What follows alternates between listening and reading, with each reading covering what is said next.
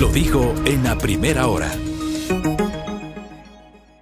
8:21 en la mañana, seguimos en el último tramo de nuestro espacio. Vamos a conocer dos propuestas de cara a las elecciones del 5 de febrero. Primero, aquí en nuestra cabina, recibimos a Jessica Jaramillo, candidata a la alcaldía del Distrito Metropolitano de Quito. ¿Cómo le va, abogada Jessica Jaramillo? Bienvenida. Buenos días con todos, excelente jueves, todo muy bien, avanzando ya en la recta final de la campaña, dando gracias a Dios. Usted, luego del debate, de su participación del debate, fue objeto de una serie de críticas. Sobre todo por la forma. ¿Cómo ha asumido usted esas críticas, abogada? Bastante bien. Mire, la gente tiene posturas positivas y negativas, pero nadie se va a olvidar de la camiseta y por eso vine ahora con la camiseta. Ni choros ni chumados, Quito sin grisete. Así que creo que causamos el efecto que queríamos, pero sobre todo hoy queremos hablar de propuestas para la ciudad. Correcto, pero esa era la intención, de que la gente hable de la camiseta. Que la gente tenga una idea clara de que Quito no necesita gente con grisete, de que Quito no necesita para que dirija la ciudad gente involucrada en actos de corrupción, que Quito no necesita gente que no tenga la intención de nada más que servir y cambiar las condiciones de vida de la gente. Pero mire, por ejemplo, ayer Bernardo Gortaire, que es un politólogo, que tuvo una interacción con usted en el Twitter, claro que decía, daba su posición sobre las posturas de algunos candidatos, la mencionaba usted, lo mencionó a Pedro José Freile y a Pavel Muñoz, y mencionó, obviamente, los destacó, pero también algunos peros, y sobre su caso decía Bernardo, me parece que Jessica adolece de haberse enfocado en Yunda como punto para atracción al votante. Honestamente encuentro muchos puntos en común cuando no se enfoque en el eje del yo le voté al corrupto. Me preocupa de que si llega a la alcaldía su administración se reduzca a ello. Yo le pregunto a usted, ¿su campaña se redujo a eso, más allá de las propuestas que seguramente usted tiene en su plan de trabajo? No, para nada. Mire, el problema, o mejor dicho, la situación es que, claro, soy candidata y soy quien lideró la remoción de un alcalde envuelto en escándalos de corrupción. Entonces, en cada entrevista, como el día de hoy, es imposible que no me pregunten sobre ello, ¿no?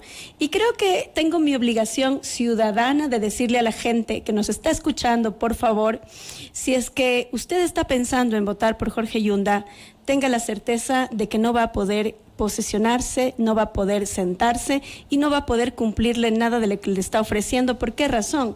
Porque no tiene derechos políticos y en cualquier momento se ejecutaría el fallo del Tribunal Contencioso Electoral, porque el recurso que puso, que es un recurso de aclaración y ampliación, no cambia el fondo de la sentencia que dice que el señor no tiene derechos políticos. ¿Ese fallo eventualmente no podría ser revisado por el propio Tribunal Contencioso Electoral? No podría, porque de acuerdo al procedimiento, ya ahorita el juez ponente está contraviniendo la norma, el 317, si es que mal no recuerdo, del reglamento de actuaciones del Tribunal Contencioso Electoral, dice que el juez ponente debe tener no más allá de 10 días para resolver el recurso de aclaración y ampliación. Entonces el juez está generando una contravención a la propia norma jurídica escrita al demorarse meses en no resolver la aclaración y ampliación, que repito, no cambia el fondo de la sentencia, que es que el señor no tiene derechos políticos. Al no tener derechos políticos, para que la gente nos entienda, no puede ejercer cargo público. Puede ser eso hoy, puede ser mañana, puede ser después de las elecciones, puede ser que la sentencia definitiva salga antes de la posesión o después. Entonces, para evitar ese caos jurídico, porque lo que va a pasar en Quito si gana el señor Yunda, en el caso de que la gente le vote todavía a una persona con escándalos de corrupción, decirle que no va a poder posesionarse, y el no va a poder posesionarse va a quedar probablemente un concejal otra vez como alcalde. ¿Por qué razón? Porque no hay norma jurídica que diga que el segundo, que ha tenido mayor votación para la alcaldía, tiene que sentarse. Pero el doctor Yunda, yo le hice esta pregunta al doctor Yunda hace unos días, y el doctor Yunda insiste en que él sigue siendo candidato y que si llegase a ganar, sí va a poder asumir el municipio de Quito. Bueno, hasta ahora con muchas triquiñuelas jurídicas ha logrado evadir la justicia, pero la justicia tarde o temprano llega y tarde o temprano se hace efectiva. ¿Qué pasaría si se nombra vicealcalde a cualquiera que lo quieran poner de vicealcalde, que sea concejal, y al día siguiente le dicen, oiga, se le ejecutaría la sentencia, usted no puede ejercer cargo público, váyase por favor de la alcaldía? ¿Qué va a suceder? va a suceder que un concejal que no ha sido electo para ser alcalde otra vez quede al frente de la ciudad, lo que es más grave, por 4 años. Entonces, esta inseguridad jurídica a la que nos ha sometido lamentablemente los jueces del Tribunal Contencioso Electoral y el poder del dinero, hay que decirlo así. El señor Yunda tiene emporio, ¿no es cierto?, de medios de comunicación, es una persona que tiene muchísimos recursos económicos, él y toda su familia, y obviamente el poder del dinero ha causado esto dentro del sistema de justicia, pero la justicia divina al menos tarde o temprano llega y nadie se escapa. Dejemos de lado el tema del doctor Yunda. Estamos a exactamente una semana de que termine la campaña electoral. Usted, ¿cómo ha potenciado su plan de trabajo? ¿Qué le ha ofrecido a la ciudad? ¿Cuál es su proyecto de ciudad, Jessica Jaramillo? Yo le decía que era inevitable hablar de ese tema porque precisamente fui la que lideró la remoción, pero eso me pasa en todas las entrevistas. Ahora quiero centrarme en mi plan de trabajo. Mire, Fabricio, nosotros hemos construido un plan de trabajo con la gente, con 55 mesas territoriales, 4 grandes foros técnicos, en donde hemos recogido estos ejes de economía, ambiente, seguridad, movilidad y algo que es muy importante, que es la salud mental. Si algo tiene de diferente mi plan de trabajo es que se centra en el ser humano que conforma la ciudad. Las ciudades no serían ciudades si no existieran seres humanos. Lo más importante aquí es el ser humano que conforma la ciudad. En materia de ambiente hemos trabajado el poder construir un Quito verde, no se hace de la noche a la mañana, hay que cambiar la forma en que tratamos la basura, los residuos. Yo he planteado la creación de un banco de alimentos porque Quito es una de las ciudades que más desperdicia alimentos. En los mercados, en los supermercados se desperdicia alimentos. Eso puede servir para otros fines y sobre todo para quienes más necesitan, así que vamos a crear el primer banco de alimentos, vamos a crear asimismo vamos a traer una planta de tratamiento y transformación de la basura para que, como lo hace Brasil, podamos vivir de la transformación de la basura, de hacer ladrillos con plásticos o bloques con plásticos, hacer material decorativo con plástico. Eso se hace en el mundo, ¿por qué no podemos hacerlo nosotros? Creo que es importante tomar una decisión de reestructurar completamente el MGIRS. Hacer una ciudad sostenible significa que tengamos más bicis con espacios cortos, una planificación urbana diferente, con 4 grandes polos de desarrollo, con una posibilidad de tener un municipio mayor y municipios menores. O sea, usted plantea una reestructuración administrativa del municipio. Completa, porque además para eso necesitamos el estatuto autonómico, para plantear estas 4 grandes polos de desarrollo con estos municipios menores. ¿Usted va a utilizar el estatuto autonómico que trabajó Fernando Carrión Mene, que le entregó a la anterior administración municipal? Hay 3 proyectos de estatuto autonómico. Yo, el que mejor creo que tiene condiciones es el que se realizó en la administración Moncayo, que plantea precisamente ya esto de los municipios menores, en donde puedan tener planificación y presupuesto. Yo en el debate había dicho que yo voy a apoyar la cantonización de Calderón, y me parece que es una de las cosas que hemos venido recogiendo en el territorio. Yo, como política, mi obligación es escuchar lo que dice la gente, pero ¿por qué la gente de Calderón quiere la cantonización? Y eso me gustaría que me entiendan, ¿no? O mejor dicho, me gustaría explicarme mejor. La gente quiere la cantonización porque cree que es la única alternativa para tener obra pública. Tenemos barrios en el sector de Zavala, en el sector en donde no hay alcantarillado, no hay agua potable en ciertos sectores de la parroquia más grande del país, que es Calderón. Entonces, claro, cuando no hay obra pública, la gente lo que dice es: yo quiero mejor ser un cantón, porque para que no me dé nada el municipio de Quito, mejor hago un trabajo independiente.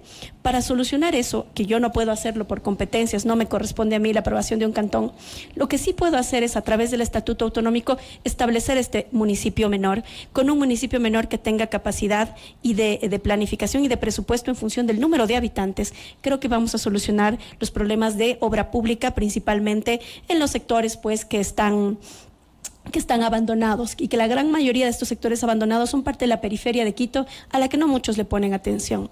En el ámbito, ya yéndonos más allá del tema de movilidad, para construir este gran proyecto que nosotros planteamos, que es la ciudad de los 30 minutos, que te muevas en 30 minutos, tiene que ver con esta desconcentración de estos 4 grandes polos, de hacer un estatuto autonómico, de permitir que varios sectores se consoliden. Por ejemplo, el centro norte puede ser un sector financiero, el centro sur, un sector eminentemente obviamente con potencialidades de comercio, ¿no es cierto?, en donde la gente puede ejercer esta actividad. Y tienes otro polo de desarrollo que es la zona de Calderón, en donde yo veo también últimamente mucho asentamiento de industrias que podríamos potenciar esa zona en este sentido. Y luego tienes el otro polo de desarrollo que es Tumbaco, Cumbayá, que ahí también tienes otros elementos de desarrollo que están cerca, además de lo que es la primera C de la zona franca o zona especial de desarrollo económico, que está en el sector de Tababela. Todo eso tiene que ponerse al servicio de la gente, al servicio de los pequeños empresarios, de los pequeños emprendedores, a los que además hay que darles exenciones tributarias municipales para que puedan quedarse en Quito, para que sean atractiva la ciudad. Si aquí te dan una exención tributaria porque contrates una mujer jefa de familia o porque contrates un joven, porque tenemos el 30% de jóvenes que están en el desempleo, bueno, si es que esa empresa ve que Quito da exenciones tributarias, se va a quedar aquí y va a tener que contratar mano de obra local. Entonces, todo esto debe ser parte de esta planificación integral del municipio de Quito, articulado, claro, para resolver los grandes problemas de la ciudad, que son el tema de movilidad y el tema de seguridad. Para movilidad yo he planteado varios elementos. El primero, un sistema integrado de transporte y un sistema integrado de recaudo. ¿Para qué? Para que con un solo pasaje podamos movernos en toda la ciudad de Quito, desde Huamaní hasta Marianitas en Calderón, y que ese sistema integrado tenga además un obligatorio rediseño de rutas y frecuencias que nos permita tener abastecimiento de usuarios al Metro de Quito. ¿Por qué? Porque para ser sostenible al Metro de Quito necesitamos al menos 400,000 pasajeros diarios. Con eso podemos hacer sostenible un proyecto que lamentablemente ha estado bajo tierra ya algunos años y que no termina de ponerse en marcha, ¿no? ¿Usted cree que si asume la alcaldía de Quito el 14 de mayo próximo, estaría funcionando el metro? Lo primero que hay que hacer para que funcione el metro es tener claro contratado e instalado el sistema de emergencias, que no lo está, subsistema de emergencias y el subsistema de comunicaciones. Más importante que todo, el subsistema de emergencia, porque si pasa algo bajo tierra, hay que tener la conexión inmediata. Nada de eso está contratado. No está contratado todavía, no está implementado, y sin eso es imposible que funcione el metro de Quito. Y ese es el principal problema, porque no se pone en funcionamiento hasta el día de hoy. Luego, hay que ir un poquito más allá. Esta tiene que ser una ciudad inclusiva, incluyente, una sociedad y una ciudad que propenda a tener muchos equilibrios sociales, ¿no? También es cierto que somos una sociedad profundamente desigual, y para terminar con esas desigualdades tenemos que establecer políticas sociales, políticas de educación, inclusión a la educación municipal, a los hijos de los comerciantes informales, que de cajón deberían tener un cupo en una escuela municipal, en un colegio municipal. Rescatar a nuestros jóvenes, que hoy del 100% de adolescentes y niños que están en la calle, apenas el 25% está escolarizado, con lo cual obviamente está en riesgo nuestro futuro, que son estos chicas, adolescentes que están todavía en la calle, y hay que rescatarlos. Adicional a eso, es importante trabajar en programas sociales. Salud mental es un tema importantísimo. Hay que hacer un proyecto que nos permita prevenir los temas de salud mental, prevenir el suicidio, que está entre el 18 y el 20% en la ciudad de Quito, con un crecimiento entre hombres de 30 a 40 años, y eso sí lo puede hacer el municipio de Quito, porque además la salud mental es la segunda gran pandemia de la humanidad después del COVID. Y también establecer y volver a tener guaguacentros, desde mi punto de vista 100% municipales. La inversión social que hay que hacer en nuestros niños a través de los guaguacentros para que sean verdaderos centros de desarrollo infantil va a potenciar esta sociedad en otros ámbitos en el futuro. Y adicional a eso, hemos planteado un proyecto maravilloso que se llama el Parque Libertad. El Parque Libertad es un espacio en donde nuestros jóvenes pueden ir a aprender arte, cultura, literatura, deporte, las mujeres, artes marciales, lo que ellos quieran. Es decir, es un centro multidisciplinario en donde el tiempo de nuestros jóvenes, en lugar de estar en la esquina cercanos a la pandilla o a la droga, puedan estar dentro de estos espacios para que puedan tener otras actividades. Cuando un chico tiene contacto con la cultura, lo demás es un poco más difícil que entre. ¿Qué ha planteado usted sobre fauna urbana? El tema de fauna urbana es muy importante. Lo que yo creo es que hay que crear varios albergues en las diferentes zonas de la ciudad. ¿Usted no cree en la eutanasia para los perros callejeros? No. Yo creo que uno de sus candidatos plantea eso, ¿no? Yo creo que esa debe ser la última de las decisiones, pero para más bien evitar el sufrimiento de los animalitos. Y eso... No para eliminar los perros callejeros. Para nada, no. Lo que hay que hacer es dar un tratamiento adecuado a la fauna postura del urbana. Candidato a concejal de la lista que usted, de la cual usted parte, ¿es una postura personal? Jonathan Carrera. Sí. Sí, es una postura de Jonathan Carrera que creo que puede irse modificando en función de que tengamos conocimiento real del número de animalitos que tenemos en calle, de cuál es la situación de ellos. Hay muchos que están incluso dentro de los mercados, que a veces pueden ser también medios para que enfermedades puedan darse en los patios de comidas, bueno, en otros sectores. También todo eso tenemos que cambiarlo. Pero mire, ¿qué es lo más importante en fauna urbana? Es hacer que el tenedor, el cuidador, la persona que tiene un animalito sea absolutamente responsable. Porque hoy tenemos casos de gente que tiene un animalito, sale a las 7 de la mañana de su casa, lo deja fuera al animalito y regresa a las 8 de la noche y ahí recién regresa el animalito. Si usted va, por ejemplo, por la calle de los perritos, que es desde la Bajada La Argelia hasta Conocoto, usted va a encontrar un montón de perritos a esa hora que la gente les da de comer. Pero muchos de ellos, he conversado yo con gente de Urbanimal y me dicen muchos de ellos tienen dueño. Entonces, ¿qué tenemos que hacer? Lamentablemente y con el dolor del alma hay que sancionar a los malos dueños. Hay que tener un poquito más de dureza en ello porque la fauna urbana es una cuestión de todos, no es solo del municipio. Y hay que enseñarles a nuestros hijos a cuidar adecuadamente a sus mascotas, porque también eso les da un sentido de responsabilidad. Entonces, eso hay que ordenarlo bien, hay que fortalecer Urbanimal, hay que crear 3 grandes albergues para las mascotitas y obviamente un trabajo que tiene que hacer el veterinario y ahí será también establecer cuáles son las condiciones de salud de estos animalitos. Entonces usted no descarta la eutanasia como algo último. En todos los países del mundo en donde hay tratamiento de fauna urbana, uno de los elementos es la eutanasia, pero solamente cuando ya es la última medida para evitar el sufrimiento del animalito, y eso hay que dejarlo claro. Luego, yo quería también centrarme, Fabricio, en otro de los elementos que quiero compartir con la gente, y es el tema de seguridad. En materia de seguridad, uno de los elementos que es grave en la ciudad de Quito es que el 60% de llamadas al ECU 911 son por violencia intrafamiliar. Entonces, ¿qué quiere decir? Que no convivimos adecuadamente. Hay que fortalecer los centros de equidad y justicia, hay que fortalecer y crear un programa desde Conquito para las mujeres que han vivido violencia y que quieren salir de la dependencia económica y de la dependencia afectiva, que esto lo vamos a hacer a través de los centros de equidad y justicia, que ya venían funcionando con un asesoramiento jurídico y un asesoramiento psicológico. Para mí, el asesoramiento psicológico es de los más importantes, porque el jurídico, digamos, puede incluso esperar un poco, siempre y cuando una mujer que haya vivido estos procesos, o un niño o una niña, o también hombres que han vivido estos procesos, que denuncian menos, pero que también existe, puedan tener un poco más de estabilidad emocional para poder tomar una decisión de separarse, tomar una decisión de poner una denuncia, de obtener una medida de protección. Hay que fortalecer las juntas de protección de derechos. Hoy en día tenemos una sola junta en todo el distrito metropolitano para 3 millones de habitantes que se obtiene medidas de protección en favor de mujeres y de personas de la tercera edad, que también existe ahí un maltrato a personas de la tercera edad. Entonces hay que fortalecer esas juntas de protección de derechos a nivel de todo el distrito metropolitano, porque no tienen buen personal, muchas de las veces les falta personal, no tienen un sistema siquiera, todavía se sigue llevando los casos en cuadernito, a mano. Entonces todo eso tenemos que cambiar.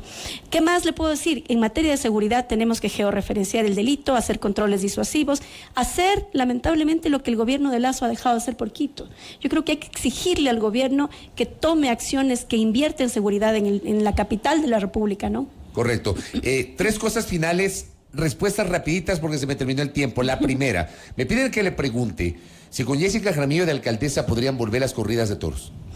Mire, yo no tengo una posición, digamos, a favor de las corridas de toros. Creo que ahí hay una cuestión importante que es legal. En derecho las cosas se deshacen como se hacen. Si esto se hizo vía consulta popular, hay que hacer una consulta los popular. Interesados tienen que promover ese cambio para que nuevamente vía consulta popular se reactive. Correcto. Lo segundo, usted habló de respaldar la cantonización de Calderón, de Cumbayé de Tumbaco. Me preguntan si usted también tendría la misma línea sobre Amaguaña, por ejemplo. Mire, yo creo que lo que tenemos que consolidar es estos municipios menores. Yo no puedo por competencia decir ellos van a ser cantón. Eso no lo puedo hacer porque no es mi competencia, eso le corresponde a otras autoridades. ¿Qué sí puedo hacer?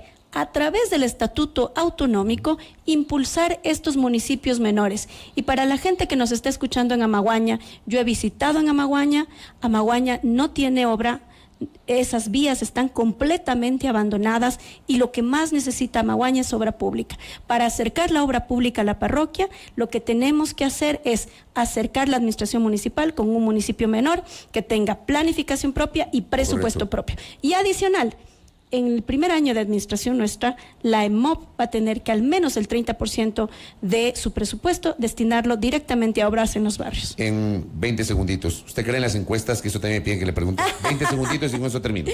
Mire, yo le voy a decir a la gente, no crea en las encuestas. Han salido encuestas a la carta. El que más paga, más puntos le ponen. Entonces, no crea en las encuestas. El momento que usted esté frente a la papeleta, diga, voy a elegir gente nueva, voy a elegir gente honesta y voy a elegir pensando en mi futuro y el futuro de mi familia, porque vamos a elegir gobierno para 4 años. Y no es justo que Quito viva en el caos.